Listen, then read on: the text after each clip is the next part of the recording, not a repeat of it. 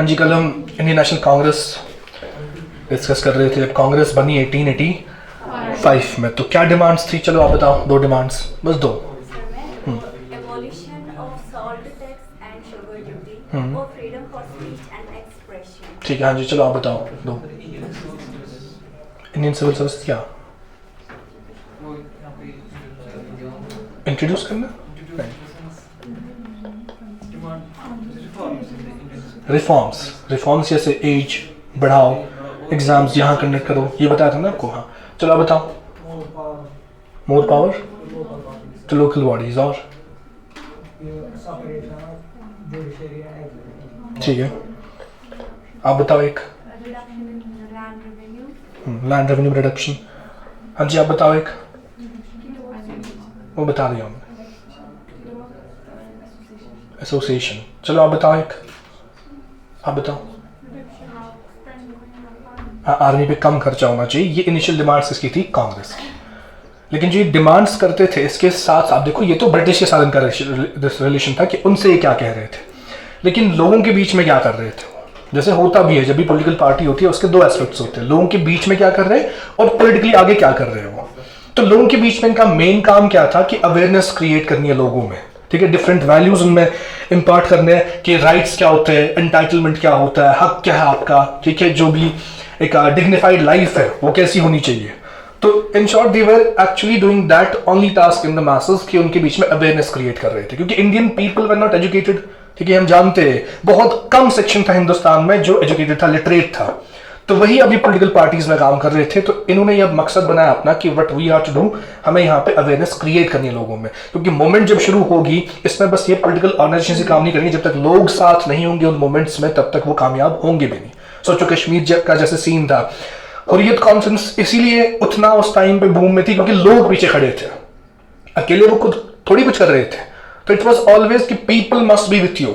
तो इसीलिए उस चीज के लिए ये क्या इंश्योर कर रहे थे कि पीपल में अवेयरनेस होनी चाहिए हर एक चीज की।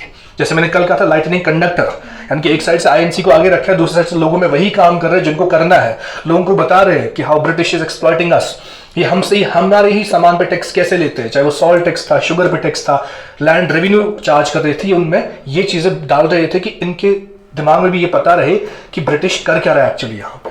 सो that was their main task among the people, ठीक है। So you will continue writing जो लास्ट हमने लिखा था, next point in the same topic, heading वही रहेगी हमारी। The most important task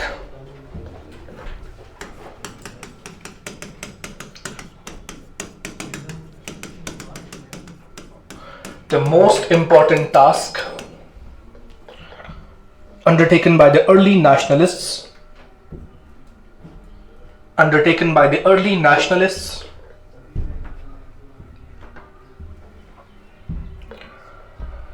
in the first phase, early nationalists in the first phase, was to create political awareness,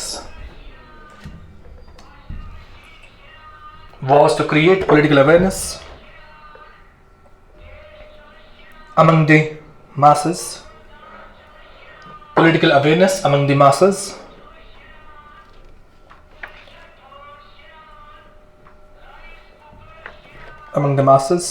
regarding their rights and entitlements.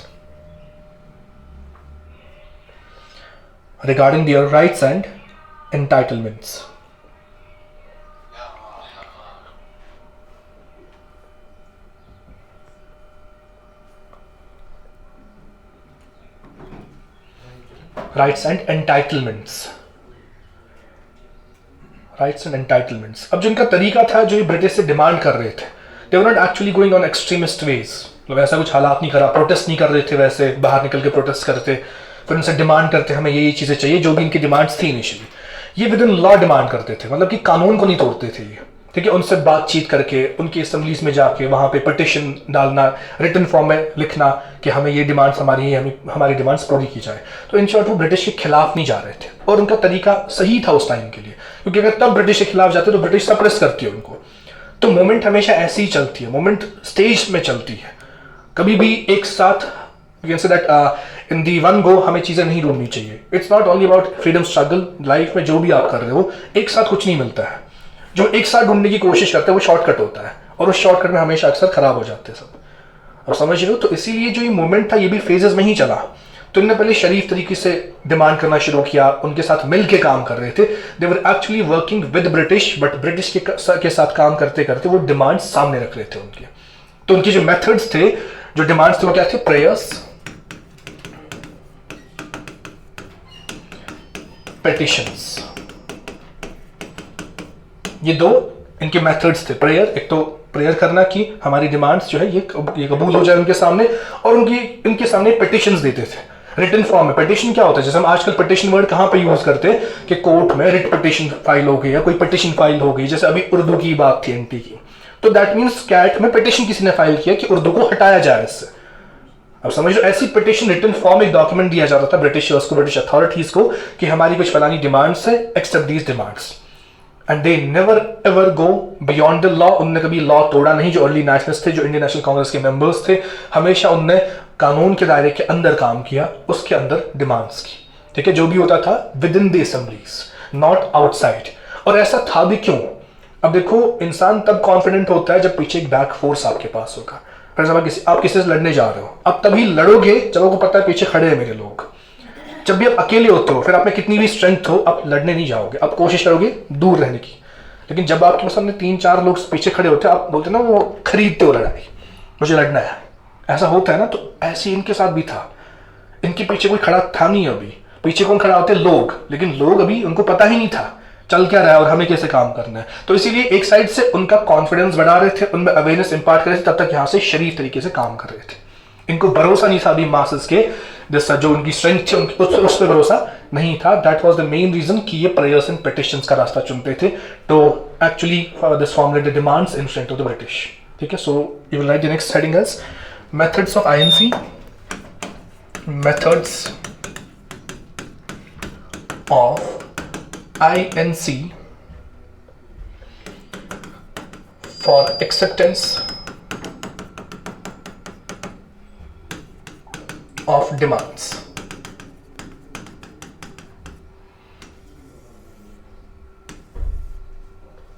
Sir, अगर 1947 में referendum हो जाता तो आज क्या फ्यूचर होगा? सर, हम पाकिस्तानी होते। रेफरेंडम मतलब कश्मीर की बात आप कर रहे हो? हो सकता था।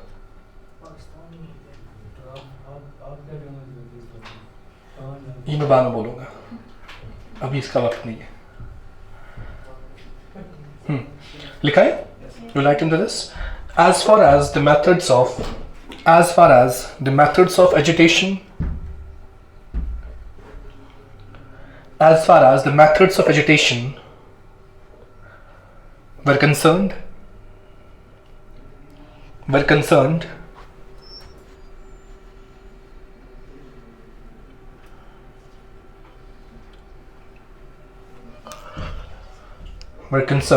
the early nationalists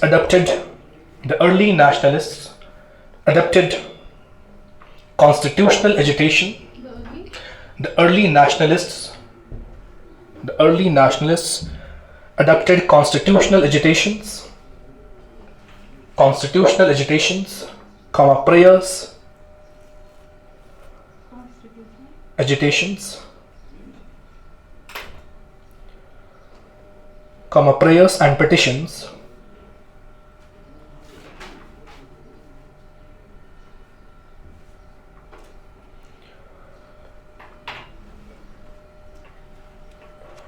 within the four walls of the law. Within the four walls of the law.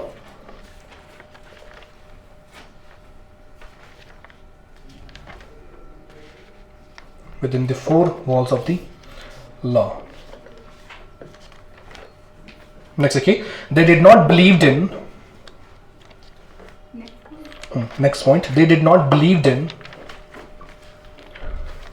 capacity of masses.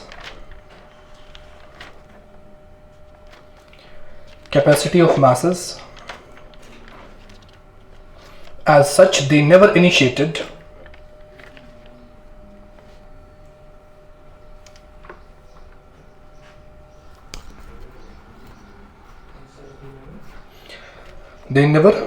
initiated mass movement,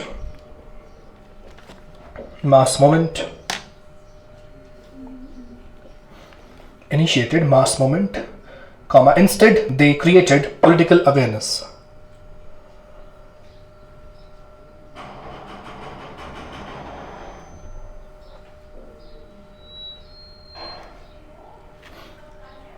Instead they created political awareness.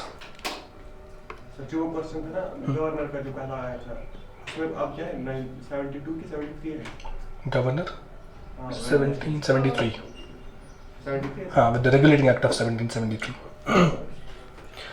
तो जो इनकी डिमांड्स थी, इनकी डिमांड्स जो ये काम कर रहे थे, अब ये सब किस साल में हो रहा था? जैसे 1885 में ये सब शुरू हो गया डिमांड्स, तो तब जाके 1892 में इनकी डिमांड्स को एक्सेप्ट किया गया, but not all of the demands. जब हमने कल डिमांड्स डिस्कस की, whatever demands were there from the Congress, सब डिमांड्स एक्सेप्ट नहीं होती थी. जो उनको लगता था कि इसमें हमारा नुकसान नहीं है कुछ, या इसमें हमारा ही फायदा होगा कुछ, तो वो डिमांड्स को एक्सेप्ट करते जा रहे थे. उनको वो देख रहे थे किस लेवल तक लोग सीरियस है, या इंडियन नेशनल कांग्रेस के मेंबर्स सीरियस है, किस डिमांड को लेके कितना सीरियस है वो, तो उसी डिमांड पे वो एक्सेप्टेंस दिखाते थे अपनी.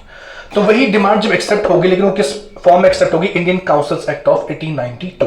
जो नेक्स्ट एक्ट हमारा आएगा, क्योंकि एक्ट्स कहां बनते थे? पार्लियामेंट ऑफ ब्रिटेन में.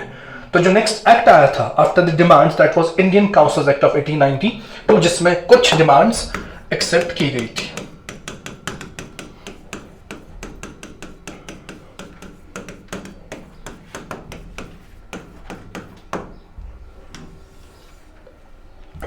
तो नेक्स्ट हेडिंग आप देंगे Indian councils act of 1892.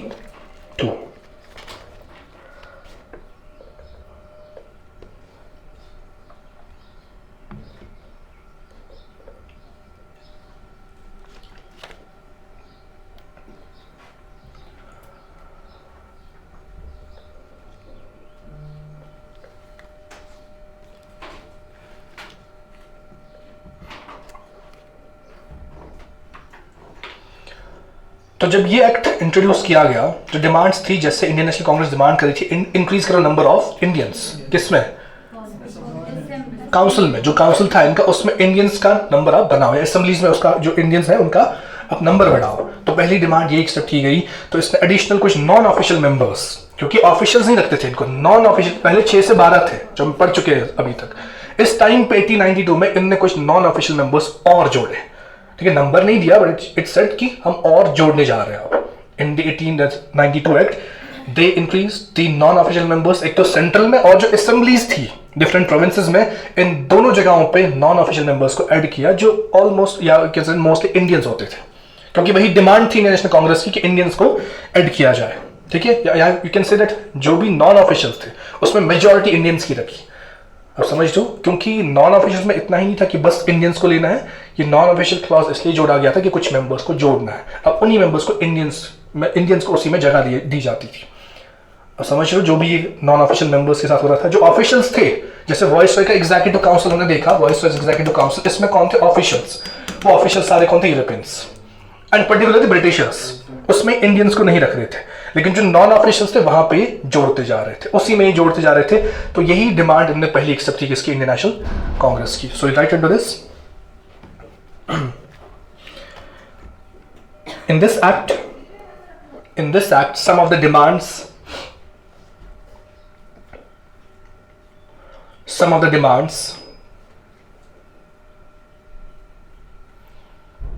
which were conceded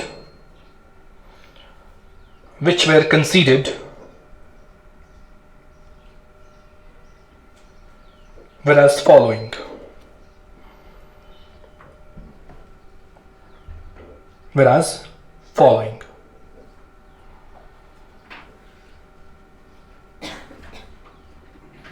Number 1, it increased the number of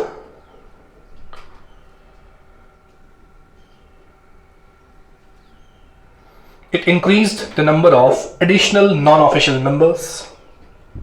It increased the number of additional non-official members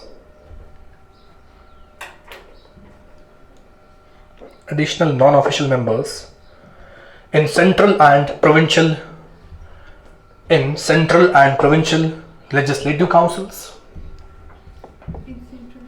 provincial legislative councils,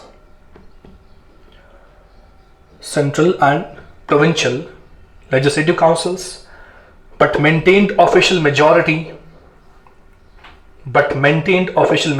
in them. Official majority in them. एक और demand Congress कर रहा था, that was इनको ज़रा power दिया जाए। वही था ना जब इनिशियल डिमांड्स बढ़ रहे थे कि और पावर दिया जाए, जो ये पॉलिटिकल प्रोसेस में हिंदुस्तानी आ रहे हैं अब इनको पावर दिया जाए। तो वो पावर थोड़ा सा दिया गया। वो पावर किस हद तक दिया गया कि उनको ये पावर दिया गया कि वो डिस्कस कर सकते हैं बजट को इन दी असेंबलीज, चाहे वो सेंट्रल हो चाहे वो प्रोविंशियल हो। आजकल भी ऐसे ही होता है ना, सेंटर में अलग बजट बनता है, स्टेट लेजिस्लेटिव असेंबलीज में अलग अपना वो बजट बनाते हैं।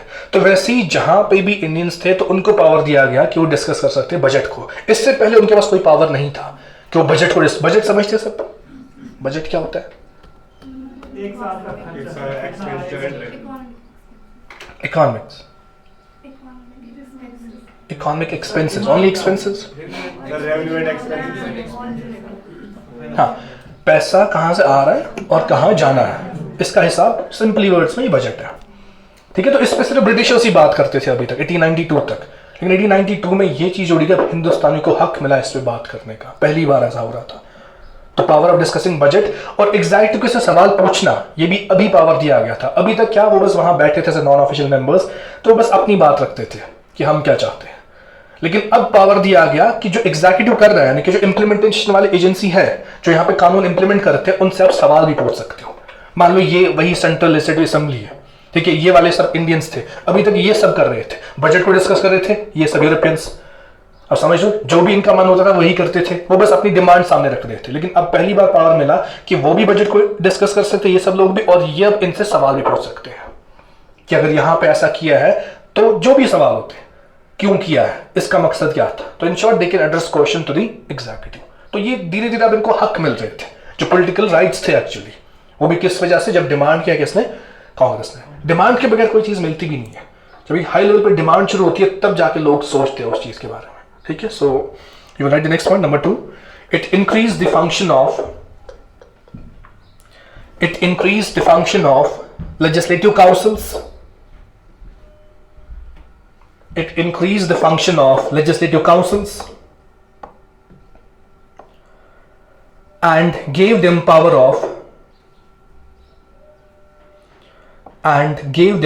of discussing budget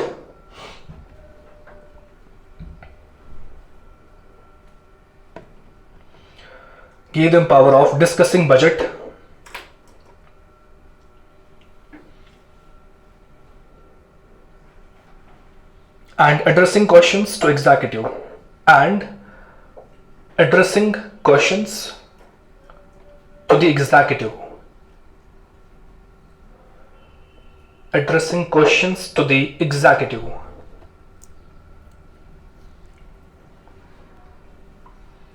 to the executive।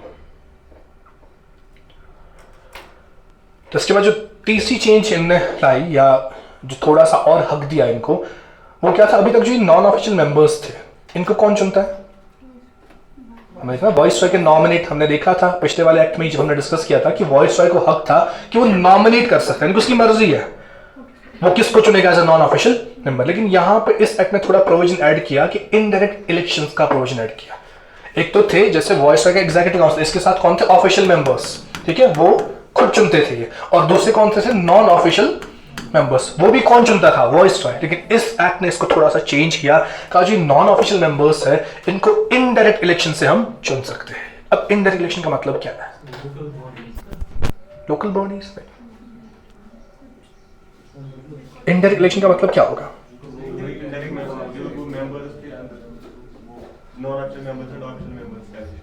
Election होता है जिनको लोग चुनते हैं, वो आपस में किसी जैसे एमएलए कॉन्सेप्ट आपका बिल्कुल सही है, लेकिन डिफाइन गलत तरीके से कर रहा हूं। इनडायरेक्ट इलेक्शन शॉर्ट में वो है जहां वहीं से बताया जाएगा कि कौन लोग वोट कर सकते हैं। ऐसा इलेक्शन क्या होता है? इनडायरेक्ट, जहां पे डिफाइंड होता है कि सब लोग वोट कर सकते हैं, who are above the age of 18, वो डायरेक्ट इलेक्शन है। लेकिन जब हम वहीं से एक बॉडी बनाते हैं कि फलानी फलानी लोग वोट कर सकते हैं, इस फॉर्म ऑफ इलेक्शन क्या कहेंगे हम? Indirect election. ऐसे यहाँ भी एक इनडायरेक्ट इलेक्शन का प्रोविजन बनाया किन के लिए, नॉन ऑफिशियल मेंबर्स में। इसमें किन किन को रखा गया, फॉर एग्जाम्पल यूनिवर्सिटीज, जो उस टाइम पे यूनिवर्सिटीज थी वो रिकमेंड कर सकते हैं, वो बताएंगे कि किसको चुनना है as a non official member. Municipalities में देर, ठीक है। ऐसे third was that zamindars and chamber of commerce. मतलब कि वहीं से डिफाइन किया गया कि कौन कौन लोग चुन सकते हैं, वोट कर सकते हैं किन के लिए, नॉन ऑफिशियल मेंबर्स। कौन से, the members from the universities, क्योंकि वो पढ़े लिखे होते हैं तो वो बता सकते हैं किसको हम नॉन ऑफिशियल मेंबर बना सकते हैं, ठीक है। ऐसे म्युनिसिपैलिटीज में जो मेंबर्स है, जो म्युनिसिपैलिटी के हेड है या उसके नीचे जो मेंबर्स है, वो भी बता सकते हैं, वो भी वोट कर सकते हैं कि किसको चुनना है as a non official member. ऐसे ही जमींदार का तो पहले ही था, ब्रिटिश के साथ अच्छा खासा रिश्ता था जमींदार का, तो उनको भी हक दिया गया कि आप भी वोट कर सकते हो, that who will be chosen as the non official member. ऐसे ही चैम्बर ऑफ कॉमर्स को ना बिजनेस हाउसेस, जैसे यहाँ पे बिजनेसमैन है कश्मीर में, उनकी एक बॉडी होती है चैम्बर ऑफ कॉमर्स, जहाँ पे 5-10 लोग रिप्रेजेंट करते हैं, कोई प्रेसिडेंट होता है, कोई वाइस प्रेसिडेंट होता है उसका, जैसे शॉपकीपर्स यूनियन होता है। सब हर एक लेवल पे अलग अलग ग्रुप्स बनाते हैं, एसोसिएशन बनाते हैं। ये तो एसोसिएशन है ना, chamber of commerce is association of the businessman जो डिसाइड करते हैं बहुत चीजें अपने कॉमर्स के रिलेटेड, लेकिन इनको भी हक मिला इस चैम्बर ऑफ कॉमर्स। जैसे यहाँ पे है JNK की चैम्बर ऑफ कॉमर्स, जब भी कुछ होता है, जैसे स्मार्ट सिटी जब चल रही थी, जब प्रोजेक्ट चल रहा था, तो चैम्बर ऑफ कॉमर्स ने मीटिंग की कि इससे हमें बहुत नुकसान हो रहा है, हमारी शॉप्स बंद है यहाँ पे लाल चौक में या कहीं से भी, तो एक बॉडी होती है इनकी बिजनेस हाउसेस की, तो इनको भी हक मिला कि वो भी वोट कर सकते हैं for the choosing of non official members. तो ये था इंडायरेक्ट इलेक्शन। इससे पहले वरना क्या था, सिर्फ कौन बता रहा था ये कौन होगा नॉन ऑफिशियल मेंबर, वाइसरॉय। तो इससे हम कहते हैं इनडायरेक्ट इलेक्शन। सो पहली बार आप कह सकते हो रिप्रेजेंटेटिव गवर्नमेंट आ रही थी, क्योंकि कुछ लोगों को हक मिला था वोट करने के लिए कि किनको हम चुन सकते हैं नॉन ऑफिशियल मेंबर्स। तो चीजें धीरे धीरे सुधर रही थी, समझ गया। तो third will write, the act made a limited The act made a limited and indirect provision. The act made a limited and indirect provision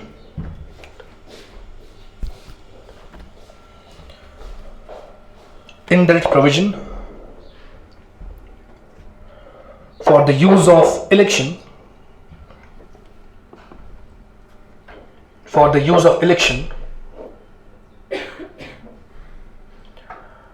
in filling up some of the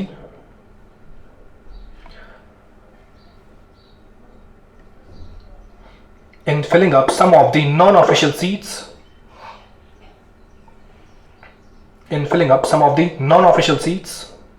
in central and provincial legislative councils.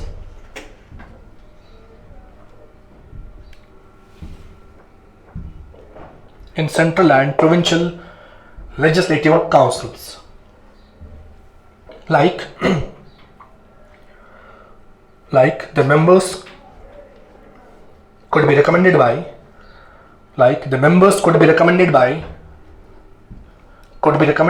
number 1, ये आप चारों लिखेंगे, universities, municipalities, zamindars and chamber of commerce या chambers of commerce.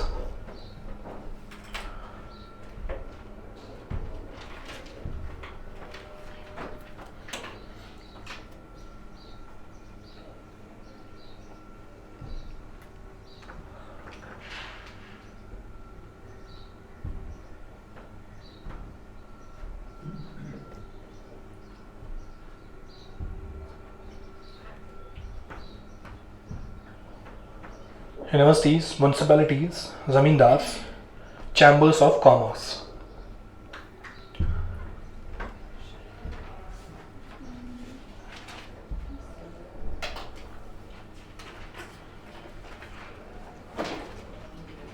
तो ऐसा नहीं था कि सब नॉन ऑफिशियल मेंबर्स थे। जैसे सेंट्रल में वॉइसरॉय का executive council, let it be, will discuss an example. अगर इस एग्जीक्यूटिव काउंसिल में 10 ऑफिशियल मेंबर्स होते थे, एग्जीक्यूटिव यानी कि सेंटर की बात कर रहा हूं मैं, वो चुनता था कौन, वॉइसरॉय खुद, ऑफिशियल मेंबर्स। लेकिन जो मान लो कि 20 नॉन ऑफिशियल मेंबर्स चुनते थे, पहले तो वॉइसरॉय चुनता था, लेकिन अब इसका डिवीजन हो गया। अब मान लो इसमें से बोला जाएगा कि 10 चुनेगा खुद वॉइसरॉय, जो बाकी 10 है वो चुनेंगे वो 4 बॉडीज, जो मैं आपको बता चुका हूँ, universities, municipalities, zamindars and chambers of commerce. So some, I'm not saying all of the non-official members were chosen by these four bodies, some of these. तो कहीं ना कहीं पे डेवलपमेंट्स हो रही थी, ठीक है। तो आगे हम वही देखेंगे डिफरेंट एक्ट्स में कैसे ये डेवलपमेंट्स बढ़ती गई, कैसे इंडिया को इस लेवल तक पहुंचाया गया कि नेशनलिस्ट लीडर्स में बहुत कॉन्फिडेंस आ गया, लोगों में काफी कॉन्फिडेंस आ गया, and they started to fight for the freedom, they started to fight for the swaraj, complete independence. तो these were the change brought in councils act, in this Indian Council Act of 1892 only on the basis of demands made by the Congress. ये कांग्रेस उस time पे बहुत ही assert कर रही थी इन demands पे, तभी इनकी इन डिमांड्स को 1892 काउंसिल एक्ट में इनकॉर्पोरेट किया गया, ठीक है। तो उसके बाद व्हाट हैपेंड नेक्स्ट, जो इस एक्ट के बाद आया, तो उसके बाद second phase of national struggle शुरू हो जाता है, ठीक है। क्योंकि 1892 तक सही चल रहा था सब कुछ, इनफैक्ट 93, 90, अब जब डिमांड्स भी एक्सेप्ट की तो कांग्रेस भी खुश, लोग भी खुश और ब्रिटिश भी खुश, लेकिन ब्रिटिश स्टिल एक्सप्लॉयटेशन पे ही लगा हुआ था, ठीक है। British was actually finding the ways how to rule on the India, और रूल करने के डिफरेंट तरीके होते हैं, तो वही तरीके वो ढूंढ रहे थे। अभी तक जुल्म से काम चल रहा था, लेकिन अब इनको दिख रहा था कि जुल्म अब आगे नहीं चलेगा, क्योंकि लोग अवेयर हो रहे हैं। एक तो कांग्रेस भी लोगों को अवेयर कर रहा है, और जो नेशनल लीडर्स है कांग्रेस के, ये भी अब धीरे धीरे और ज्यादा लिटरेट होते जा रहे हैं। तो ये अब डिफरेंट तरीके और ढूंढ रहे थे, हम कैसे इन लोगों को सप्रेस करें, हम कैसे इन लोगों पे रूल किया जाए। रूल उन्हीं पे किया जाता है जो कमजोर होंगे अंदर से, जब आप स्ट्रांग होंगे, who can rule on you, no one can rule. Rule वहीं पे आता है जब कमजोरी अंदर होती है, आपके अंदर होती है। तो उन्हीं कमजोरियों को यूज कर रहा था ब्रिटिश, को वो कमजोरियां ढूंढ रहा था, और जो कमजोरी आज तक चल रही है हिंदुस्तान में, इसी बेसिस पे बाकी सब इस पे फायदा उठा रहे हैं, पूरे सब कॉन्टिनेंट पे, ठीक है। India, Pakistan, Bangladesh, different this Nepal, Bhutan, Afghanistan. खैर अफगानिस्तान के लोग अब लड़ने वाले हैं, they showed the world that what we are, they actually defeated America there, they drove the Russia from their lands. तो वो एक बेसिस पे लड़ रहे हैं, on the base of ammunition, on the base of arms, courage है बहुत उनमें। अब यहाँ किसके पास करेज है? यहाँ कश्मीरी आजकल डरते हैं, वो बस पत्थर नहीं उठा पाते क्योंकि एफआईआर लग जाएगा तो जॉब भी नहीं लग जाएगी फिर, ठीक है ना। तो ये तरीके जब ढूंढे जाते हैं कि कमजोरी क्या है, उसी कमजोरी को यूज किया जाए। अक्सर नहीं बोलते कि किसी को अपनी कमजोरी नहीं दिखानी चाहिए, ठीक है, वो उसी को यूज करके आपको फिर बहुत तंग कर सकते। तो वही तो एक्चुअली हो रहा था, ठीक है। तो ब्रिटिश नए नए तरीके ढूंढ रही थी। इसके आगे जब इस काउंसिल एक्ट के हम आगे चलेंगे, अब ब्रिटिश कौन सा तरीका ढूंढेगी? डिवाइड एंड रूल पॉलिसी अपनाएगी। उसी डिवाइड एंड रूल पॉलिसी पे अब क्या होगा? Second phase of national struggle शुरू होगा। अदरवाइज जो कांग्रेस कर रही थी, things were actually going positively, but after that when British will start its next policy of divide and rule, that will give the starting for the second phase of national struggle। तो वही हमारा शुरू होता है फिर 1905 से कब तक? 1919 तक जो सेकंड फेज है हमारा। तो उसी हम देखेंगे पार्टीशन ऑफ बंगाल कैसे वहीं से शुरू किया इन्होंने इनफैक्ट, फिर मुस्लिम लीग क्रिएट किया। पहले तो पार्टीशन ऑफ बंगाल ताकि दोनों में डिवीजन आ जाए, फिर मुस्लिम लीग बनाया ताकि हिंदूज और मुस्लिम्स में आपस में झगड़ा हो, उनमें वो फूट डाली जाए ताकि हम रूल करें इन पे, मुस्लिम्स पे अलग से रूल करें, हिंदुओं पे अलग से, क्योंकि मेजर सेक्शंस हिंदुस्तान के यही दो थे। आज भी अगर मेजर रिलीजन इंडिया में है तो वो कौन है? हिंदूज 80% है, ठीक है, और मुस्लिम्स में कुछ 10-12-15% वो भी है, ठीक है। तो इन्हीं दो सेक्शंस को कंट्रोल करने की कोशिश कर रहे थे, तो उसी कंट्रोलिंग की वजह से second phase of national struggle शुरू हो जाता है। आज मैं इतना ही रखता हूं, कल हम देखेंगे सेकंड फेज किस पॉइंट से और किस इवेंट से शुरू हो गया, और इंडियन नेशनल कांग्रेस का रिएक्शन क्या था उस पर, और लोगों का भी रिएक्शन क्या था उस पर, ठीक है। थैंक यू फॉर टुडे, मिलते हैं आपसे टुमारो क्लास। हाँ जी पूछें। हाँ बताओ बताओ। हाँ हाँ नॉन ऑफिशियल, हाँ हाँ, बट उसके ऊपर भी कंट्रोलिंग यूनिट था ना, हाँ बाहर से। हाँ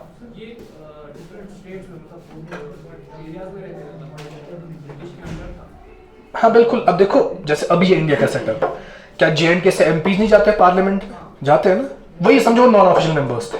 क्या यहाँ की असेंबली में यहाँ से MLA नहीं बनते हैं? तो यहाँ ब्रिटिश भी होता था और यहाँ के इंडियंस भी उस असेंबली में होते थे। Indians were the Britishers were the officials, this Indians were the non officials. यही तो मैं बोल रहा हूँ आपको। पावर क्या दिया इनको? बजट डिस्कस करने का। पावर क्या दिया? एग्जैक्टिव सवाल पूछने का। तो यही पावर्स आगे बढ़ते जाएंगे डिफरेंट एक्ट्स में। अभी इसके पास इतना ही पावर था कि वो सवाल पूछ सकते थे किससे? एग्जीक्यूटिव से। नॉन ऑफिसर्स को पहले इसलिए बोलते ना कि मजाक किया था पहले कि नॉन, इनको बस, अब देखो कुछ लोग होते हैं जिनको बस कुर्सी मिलने पे ही खुशी होती है, तो वही उनके साथ किया गया। पहले नॉन ऑफिशियल मेंबर्स जोड़े गए, ठीक है, तो उनको खुशी मिली उससे। जब उनको लगा कि अब मैं यहाँ बैठा हूँ लेकिन मैं कुछ कर नहीं पा रहा हूँ, तभी तो समझ आता है ना। पहले उनको उसी चीज़ की खुशी थी कि हमें जोड़ा गया है इसमें, हमें इतना प्रिविलेज मिला, लेकिन आगे जब उन्हीं को लगा कि हम कुछ कर नहीं रहे हैं यहाँ पे, हम बस तमाशा देख रहे हैं इनको, तो फिर उनने डिमांड किया कि पावर्स थोड़े बढ़ने चाहिए हमारे, हमें भी कुछ हक मिलना चाहिए। तो वही हक धीरे धीरे मिलना शुरू हो गया था with the power of discussing budget. And उसके बाद पावर किस चीज़ के लिए बोला था मैंने, और क्या दिया था पावर, सवाल पूछने का किससे, एग्जीक्यूटिव से। क्लियर है, कोई और कंफ्यूजन?